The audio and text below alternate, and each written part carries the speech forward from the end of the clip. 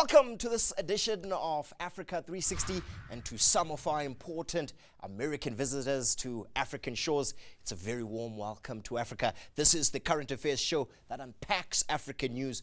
We go beyond the headlines to bring you what you won't see anywhere else. If it's about Africa, we'll be talking about it on our program. I'm Chris Maruleng, and you're watching Africa 360.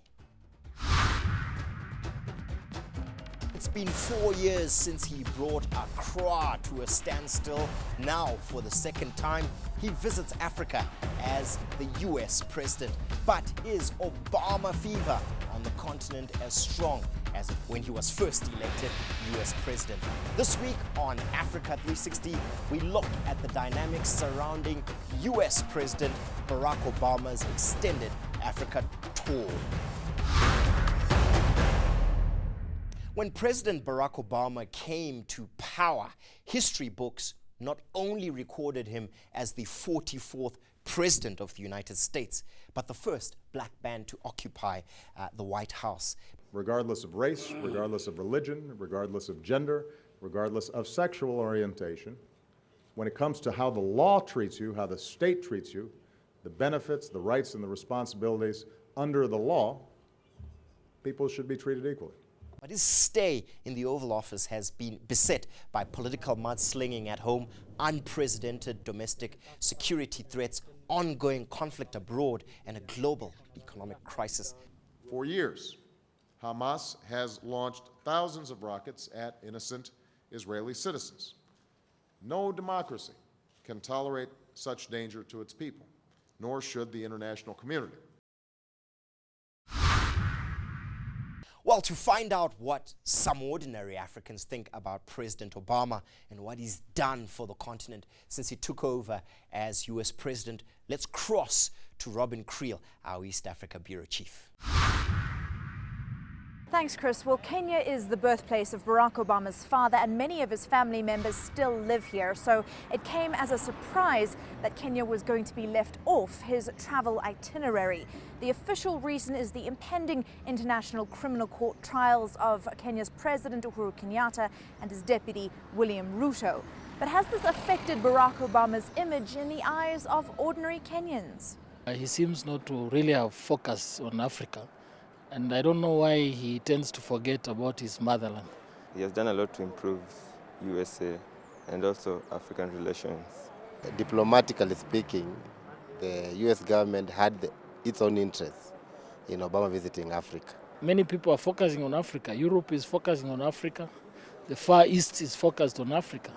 I don't know why Obama should not think about us. Obama being a president and being an African origin, at least he has done something in Kenya, in Africa. There is that impact that he has brought in Africa. Africa is the richest continent, resource-wise, and I know he's making use of that. Well, thanks a lot, Robin. Many people here are questioning why Barack Obama is not coming to Nigeria. Instead, Senegal was on his itinerary. Many blame corruption and insecurity. Nigeria has had a bad image, a very poor image in terms of the desiderator of democracy and good governance. So I believe it's the subtext of his snub is to tell Nigeria to ship up or ship out. Ghana and Senegal have become shining examples of enduring democratic values in Africa, and it will be right for anybody in the office of the American presidency to identify with such precedents. People say it's high time that Nigeria restores its dignity and rightful place in Africa and the rest of the world. Here in South Africa, the reactions to Obama's visit have been as diverse as the views on his policies to Africa. The fact that there's a black person in presidents has not necessarily translated into benefit for Africa. Yes, I didn't know about Obama coming to South Africa. Good thing for Obama to come to our country because he's one of the black great leaders we've ever had. Now that we've heard the voices of Africans from right around our continent, let's break down the numbers that show you where America's policy priorities lie in Africa. Let's start by comparing Obama to his Republican predecessor, George W. Bush. The Bush administration gave generously to Africa through several programs. In 2003, it set up the President's Plan for Emergency AIDS Relief, or PEPFAR. It was the largest commitment ever by any nation to combat a specific disease. The program to fight HIV/AIDS was based on a conservative platform of traditional values. The fund committed $15 billion over 5 years to 15 countries, 12 of which were in sub-Saharan Africa. Then, in 2004, Bush launched the Millennium Challenge Corporation. The government agency provided grants to countries demonstrating good governance and support for free markets. Its design that is underscored the Bush administration's commitment to neoliberal values. Let's take a look, though, at security, which has dominated both administrations. That's Bush and the Obama administration. The war on terror defined the Bush era, and security was indeed the priority. In 2007, the Bush administration adopted a military program in Africa that was highly controversial, known as the U.S. Africa Command, or AFRICOM. Additional security interventions came in the form of on-the-ground assistance and training for African soldiers through the Akota project. Little, though, has changed, interestingly enough, under the Obama administration. The African program still continues. Its mission is, quote unquote, to protect and defend the national security interests of the United States by strengthening the defense capabilities of African states and regional organizations. But AFRICOM's security role has also been overt. It was AFRICOM troops, if you recall, that enforced the no-fly zone over Libya in 2011. Analysts believe that the main aim of the Obama visit is to boost cooperation between the United States and Africa's growing economies. The Obama administration plans to boost aid to West African regional bloc ECOWAS, but it's expected Ethiopia and South Africa, interestingly enough, will benefit the most from this visit. Cynics may say that this push for trade is really a reaction to China's growing influence on the continent. China has already given the continent over 20 billion, that's 20 billion US dollars in development loans. It's invested at least 13 billion US dollars in the last 5 years alone. China trade also comes with fewer conditions than its American counterpart does. So, do join us after the break, because we'll be talking to 3 guests who will discuss the dynamics of President Obama's second visit to Africa and give us some insights into some of these statistics that I've shared with you only on Africa 360. The checklist now no longer includes the Jews, the Catholics, the Anglicans. Now the African Americans on top of the list, and it's their time.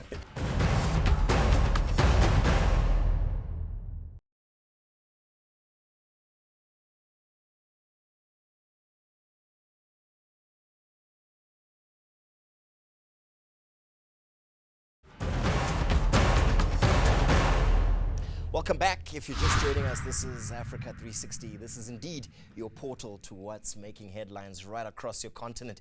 Today, we're looking at the United States President Barack Obama's first extended Africa tour and what it means for the continent. Let me start with you, Dr. Landsberg. One of the key criticisms that we've heard about President Barack Obama and his administration is that the foreign policy towards Africa has been pretty anemic. It's been described as lackluster, not engaged, and a disappointment considering particularly the ancestry of President Barack Obama. I think there's another weakness that he tried to preempt, or criticism against him that he tried to preempt. He's going to be a weak president on security matters. Yeah. Remember, that's a criticism that goes against the Democrats anyway. Yeah. But now you have a black president that has to deal with it. And I actually think he felt that he needed to show his mettle as this steely president that can walk in there, that can be hawkish if needs be, that can take security matters further. I must say something about my understanding of American foreign policy, is that indeed it is almost trapped in a 50-year-old paradigm, the realist paradigm, the containment paradigm, right? And even he can't escape that. And secondly, there is a great degree of establishment predictability in American foreign policy. But yet I do agree with you that President Obama could have put his own stamp on foreign policy more. Let me bring you in here, Bishop Kelly, because one of the other criticisms coming from the United States itself, he hasn't really done much for blacks in America either.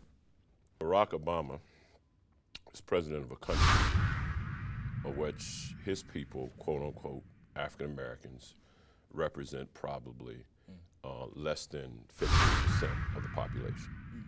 So 85% or more could have easily said, you know, we don't want this black man in the White House. Let's not be callous in assuming that because he's the first black and he's well qualified, probably far more qualified than some of his predecessors. This was a guy who was also a president, the editor of one of the Harvard Business Review, one of the most prestigious, Law Review, sorry, one of the most, you're sharp, one of the most prestigious magazines or articles or editorials of his type. So he's I would say almost a fish out of water. One of the it sounds as if you are developing a narrative that appears to almost excuse President Obama. I think Barack Obama, and even me, I was surprised about the level of racial tension as he began to run. We thought our other counterparts were far beyond this now. You know, it's like, okay, you know, we have some challenge in our country. We're getting ready to put a person of color in the White House, and now you come with this?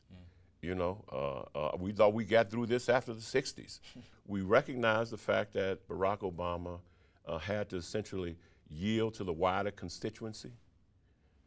He had to change his pastor, change his church affiliation.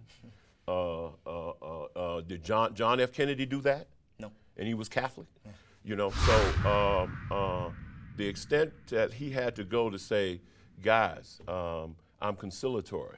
I'm not going to get in there and paint the White House black. You know, I'm going to come in and I'm going to run the United States of America as its chief executive. And I think some of our African American leaders and counterparts also didn't understand that. They did want the Barack Obama to say, okay, the checklist now no longer includes the Jews, the Catholics, the Anglicans. Now the African Americans on top of the list, and it's their time. Okay, I would like to hear from you, Mr. McNamara, as an official of the U.S. government. The president has been engaged intensively on Africa, and the Africa that he's working with is not the same Africa even of 4 years ago when President Bush was president. The development of the African economy has been substantial. The reduction in the threat from HIV and AIDS, thanks to an enormous program developed by President Bush and continued by President Obama, means that we don't need a dramatic program, another dramatic program like the PEPFAR, which is our aid program. I would actually suggest, suggest to you, Mr. McNamara, that what we are actually seeing here is possibly a U.S. president who is playing catch-up. A U.S. president who has quickly realized that the Chinese footprint has increased in Africa, that countries like South Africa are forming South-South partnerships with countries like BRICS, Brazil, Russia, India, and of course China, who I spoke about earlier. And that this is an attempt by this president maybe to bring back the relevance of the United States. Is there any sense of that in this visit? No, I think that's another perception problem more than a problem of reality. Africa is a big place. There's lots of room for investment and growth by China, by the BRICS, by the United States, the Europeans. There's a lot of great work, a lot of great business to be done in Africa. We don't feel challenged by China's interest in Africa. We think it's great when they bring in money, particularly if it's partnered with African companies, African workers. The way the U.S. companies operate, build factories on the continent, employ African workers, upskilling programs to make it work. Let's bring in. And this has been going on for decades. Reverend Kelly here, because he's been frantically signaling me that he has an intervention. What do you want to say here, Bishop? My issue is that while America and other countries come in and we choose our agenda, America chose a solid agenda. There was no gain in minds or prosperity to help people who have HIV and AIDS. There were no gains in saying we're going to open up our markets and create the Africa Growth and Opportunities Act, and therefore manufacturers, African manufacturers can bring in product preferentially. I mean, there's clearly no agenda there, but I think you ought to look at countries that have an agenda. And that what I'm arguing is that Africa ought to set the agenda when any country or nation comes in. Okay, let me just agree with one thing you've said, Chris, that not only is the president playing catch-up, I think it's a calculated move, having desperately hoped that he would win a second term, that now he feels freer. Now he can do a bit more of what he wants to do. He had to play it cautious. He had to play within the context of a particular party and Congress, deal with Congress, and then he ran an administration. In America, you cannot be a one-man show. Let's be clear about that. But I think now that he has the second term, he is going to do more of these personal things that people have been criticizing him for. But let me now come to the point the bishop is making. I actually think it is in America's interest to continue with the Growth and Economic African Growth and Opportunities Act to help to address HIV/AIDS, precisely because immigration is an issue everywhere. It's an issue in South Africa, it's an issue in Europe, it's an issue in America. So Dr. Landsberg, let's carry on with this debate after the break, because you're getting to a crucial point here. Do join us after the break, because we'll continue a discussion on President Barack Obama's Africa visit. And this week, we'll certainly be bringing you some context on the state of U.S.-Africa relations, only on Africa 360. I predict that Barack Obama will probably start to show more of his hand.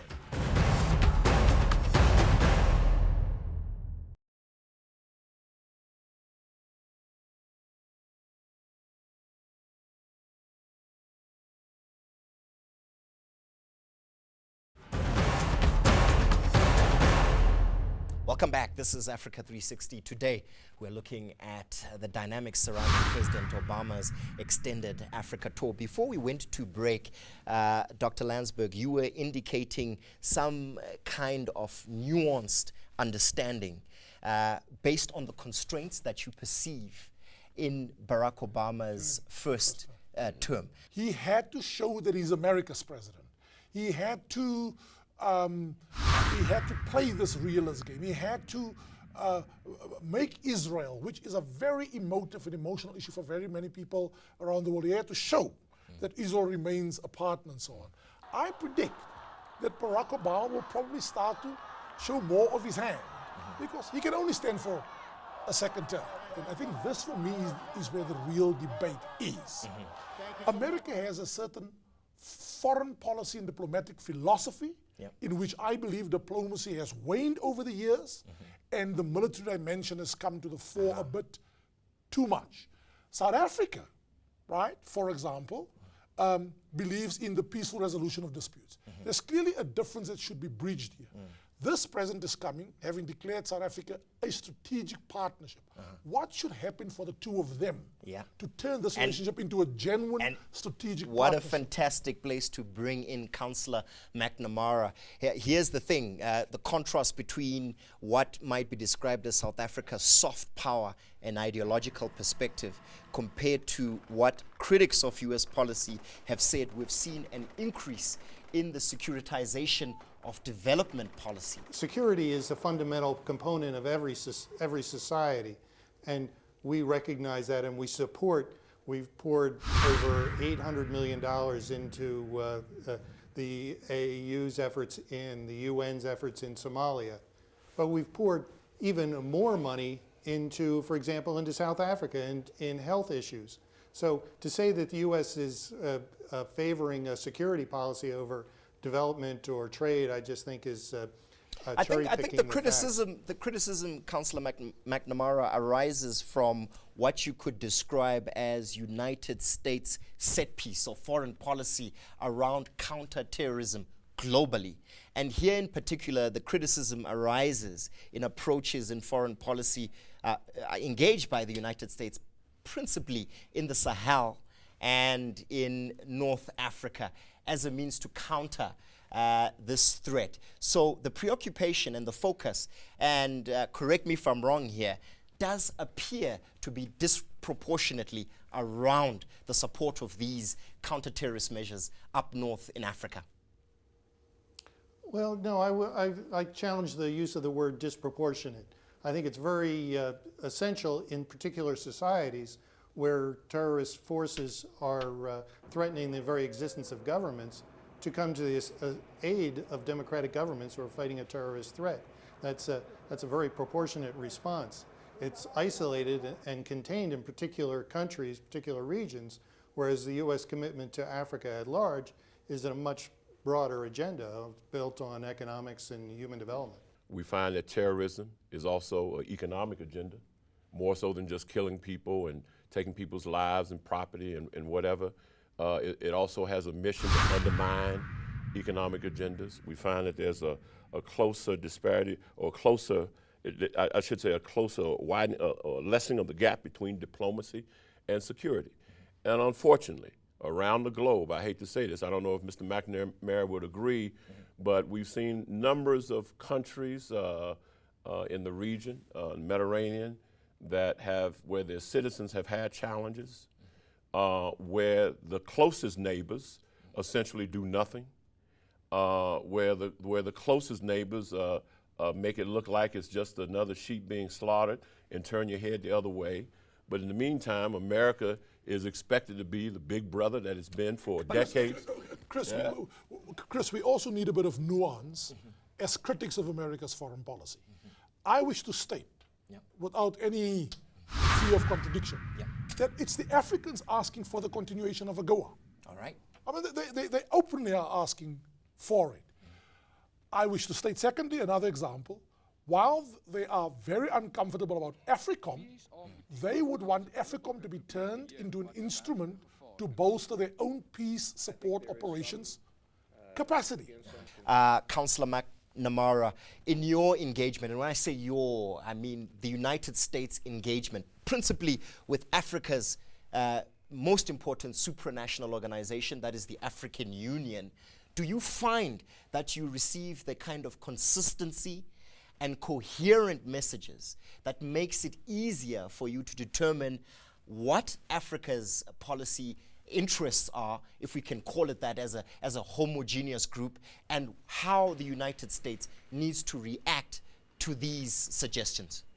When a large organization, a multinational organization, represents the views of a multitude of countries, it's going to speak with many voices. That's fine. We understand that when we deal with the United Nations. It's not a monolithic organization. It's reflecting the views of some very different countries. Same is true with the AU. But that's the part of and parcel of international multilateral diplomacy. And that's fine. We have excellent programs with the AU, and we've been working very closely with them. The President is going to meet with the chairwoman of the African Union Commission here in South Africa to carry on that dialogue even further. It does seemingly appear that as much as we can be critics of US foreign policy, the fingers point directly to Africa. My view is that Africa leadership never has a sense of urgency for people. And that's the environment that we're moving in. And the numbers of youth that are unemployed, untrained, unskilled across the continent is a major explosion point eventually. Sure. Chris, one of our greatest curses and weaknesses in Africa is that we've got fundamentally weak states. So here, I actually agree with President Obama's emphasis on governance and state building. I can relate to that. I'm not that anti-American where I would disagree with everything that he emphasizes. And this emphasis on youth, this meeting that's going to take place at the University of Johannesburg, and the youth, the underlying theme there is what Africans should look at: leadership.